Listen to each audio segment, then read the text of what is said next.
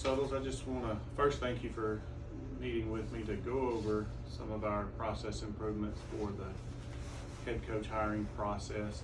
We're mainly looking at head football coach, but this process can be used for any type of head coach that we would need here at Lafayette High School. The first thing that I feel like we have learned throughout doing this more than once now is that we have to stick with the process. So that would be the first thing that I feel like is an improvement that we have to do, is make sure we stick with the process.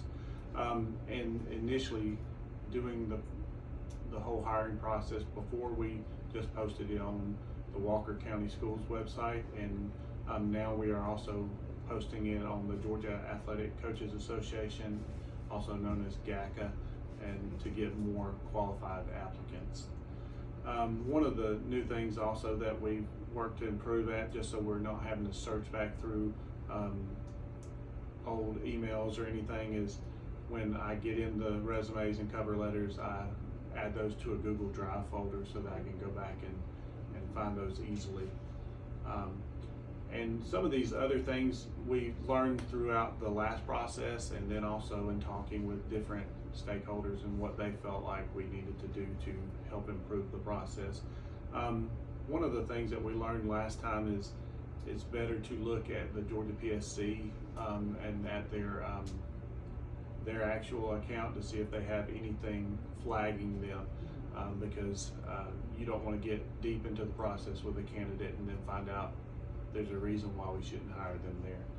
So that's something that we're doing. We've moved up into the process. I think the last time the central office actually told us there's a reason why we can't hire this guy.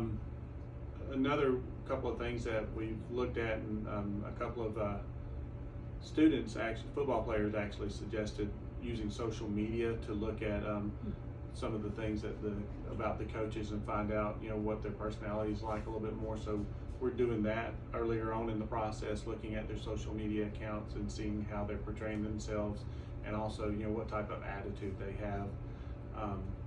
And we also are using Google to Google their names and the previous schools that they've been at to see what types of articles have been posted about them, hopefully positive articles, but you'll also see the negatives, which also can give you a look at their character a little bit, or at least give you some things to ask about. So those are two really big things that we had to move up in our process and add to our process. One of the other things that we've looked at is having to, once we set up our interview groups and who we're bringing in, to give them reminder emails right before they're supposed to come in, like a few days before. And you can do that by saying, we're looking forward to having you. That way, if anything's changed for them, you don't find out the day of, hey, we're not coming. So we're also doing that now just to save us on making sure that we're getting the right people. And one of the things that we've really found out, and I mentioned already, is that we have to stick with the process, because if we don't stick with the process, then it's sure to bite us. So, when we determine who we're going to bring in for a second round of interviews, we make sure we bring all three of those in and interview them with our admin team and the band director, the cheer coach, people like that, in a more relaxed setting. But we need to make sure that we always bring all of them in, because if we like one a whole lot and then something doesn't pan out, but we've already told the others, never mind, we've found our guy, it can end up biting us terribly. So sticking with that process. Then the final part is, when we do call them, we have to call them after we talk with all three of those and make sure that they're still all in, and offer them the job verbally.